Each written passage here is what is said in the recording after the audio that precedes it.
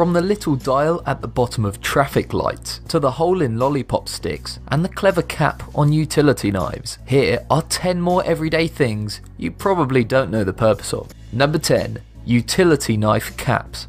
Many utility knife blades have to be snapped off in order to have a nice new sharp blade, but people usually go out of their way to grab pliers or gloves to snap off the blade. There's no need though, because there's a break-off slot right here at the back. You can pry off this part at the back of the knife to use that to break the blade off. First of all, slide the blade back to be safe, and then pry off the back. With some knives, you'll need to pry it off with a butter knife, but this one has a handy pin which you can easily push in to slide it off. To prepare the blade, make sure to set it just at the right point, where there's only one break-off line showing. Then lock the blade by pulling back this tab. Now simply insert the blade into the back of the cap and snap it off. If you're lucky enough to afford 2 knives, you don't even need to take off the end. Just use the end of one of the knives to snap the blade off the other. Finally, it's best to wrap the snapped part in tape to ensure that no one gets cut when it's disposed of. Number 9. Little hole between the lens and flash on an iPhone.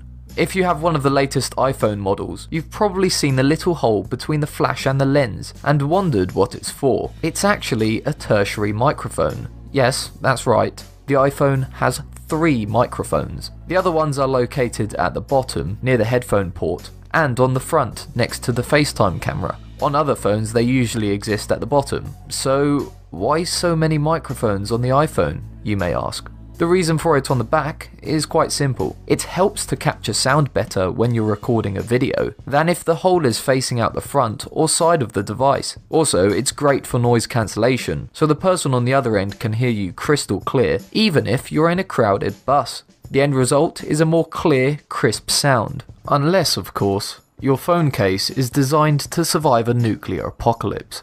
Number 8.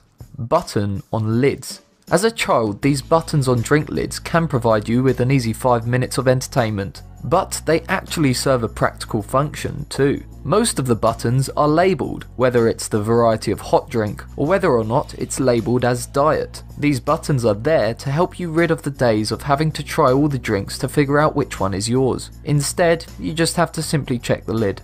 Number 7. Beer bottle neck. The neck of a beer bottle isn't just a sleek design feature or a convenient alleyway for the beer to make its way into your mouth. It was in fact designed this way for people to hold, so that as little body heat as possible is transferred into the beer, making the drinking experience more pleasurable for everyone involved.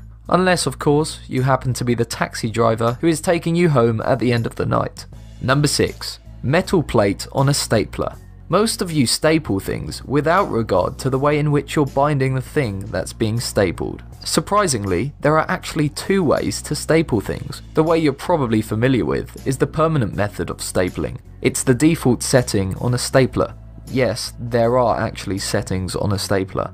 It all has to do with this metal plate or anvil, which has 2 rows of holes. You've probably seen it, but you didn't realise what it's for. With the usual setting, the backside of the staple will be folded inwards like this. Sometimes this method of fastening is too strong and difficult to remove, so that's when the temporary method of fastening comes into play. All you have to do is rotate the plate on the bottom of your stapler. Then, when you staple, it will bend staples outward instead of inward to fasten things temporarily. This method is by far the least known and utilised stapling method. You can now easily remove a pinned staple by pulling it along the plane of the document. A lot of modern staplers don't have this feature anymore, but the larger old school models do. Grab one for yourself for a few seconds of entertainment.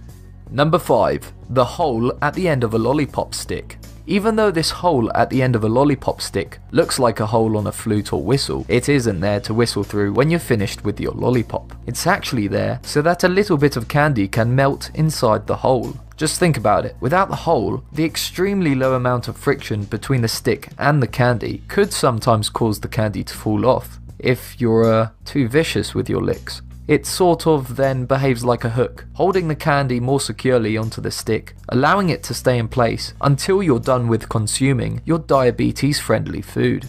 Number 4. Disher scoops. Everyone knows what these ice cream scoops are used for. I mean, it's kind of in the name. However, you might be surprised to know that they come in a multitude of different colours, but these colours aren't for aesthetics. These colours indicate the size of the scoop, and these sizes are based on the number of level scoops it takes to fill a 32-ounce container. So, if you're looking for the perfect amount of scoops to fill up a cup, then just refer to this table. It should be noted that the yields do vary by manufacturer, so if you're looking for an absolute true yield for food costing purposes, your best bet is actually to measure the scoop which you use. Number 3. Lids on drinks. Again, lids for takeaway drinks are actually a lot more versatile than you'd first think, as not only do they stop you from spilling sticky liquid all over yourself, but they also double as a coaster. The different lid sizes are conveniently scaled up for the base of the cup to fit snugly into the reverse side of the lid, preventing you from creating sticky surfaces. Number 2. Hole in a pen cap.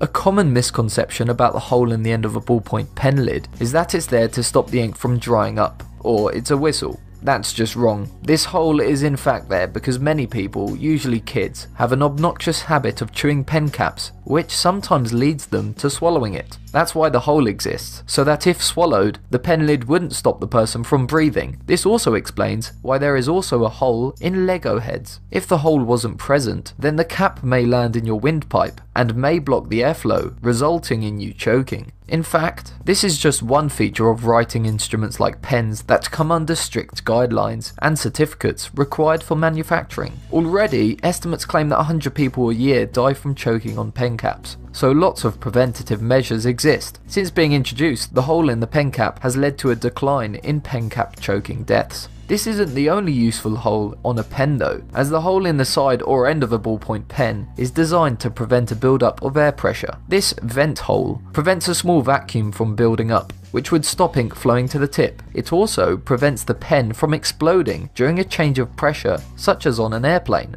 Number 1. Traffic lights hidden dial. You may have not noticed this spinning dial under the button at a pedestrian crossing before, as it's rather hidden, but it has an interesting use. If you've never noticed it, then take a guess as to what it's for. I'll be impressed if you can figure it out.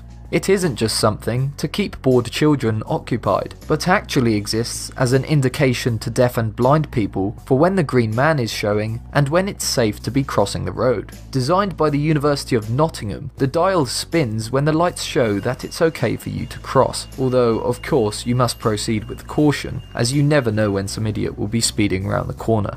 They exist in the UK, but I'm not sure if they exist elsewhere. I'll be interested to hear if they do. They're a pretty clever and helpful design feature. So that concludes this video, but don't worry, there are plenty more design quirks you can discover. Just click any video here. If you can think of any more features of everyday items that most people might not know, then let me know in the comments below, and it might feature in a future video. Also, please take the time to like this video if you learnt something. It really helps.